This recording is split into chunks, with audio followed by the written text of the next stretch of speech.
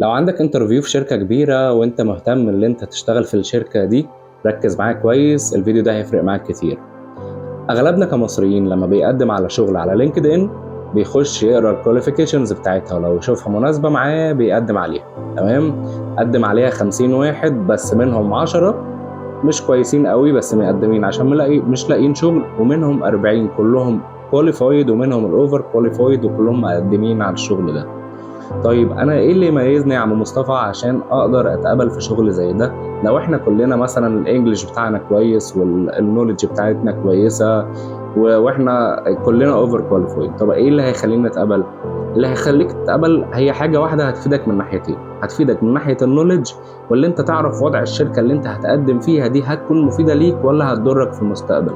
احنا كلنا بندور على شركه كويسه عشان يكون في استقرار مادي، استقرار معنوي، اعرف اكبر في الشركه دي.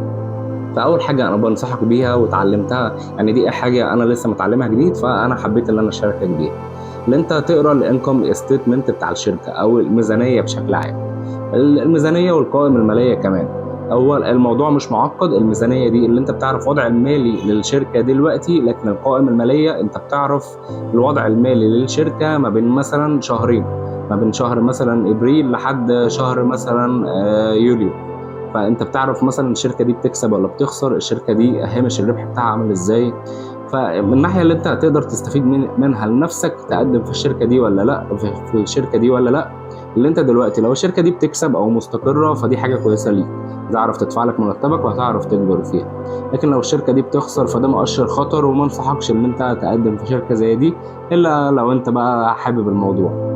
تاني حاجة، لما انت بقى بتكون المعلومات عن القوائم المالية وعن الميزانية بتاعت الشركة، وتبقى عارف الايكويتي والاسيتس واللايبيليتيز بتاعت الشركة، فانت بيبقى عندك نوليدج قوية جدا عن الشركة. لما تخش تتكلم فيها مع الانترفيور الموضوع بيفرق معاك كتير، اللي انت مهتم بكل تفاصيل الشركة واللي انت ذاكرت عنها كتير. دي الحاجات اللي مطلوبة منك، اللي انت تخش تقراها عن الشركة تبقى فاهمها كويس، مش تخش تجيب الاباوت بتاع الشركة من لينكدين او من الموقع بتاعهم عشان تبقى عارف الموضوع بشكل عام عامل ازاي. ولو انت حاببني اشرح لك الموضوع بتاع الميزانية والقوائم المالية بشكل اعمق، اكتب لي في الكومنتات وهرد عليك. يلا، سلام.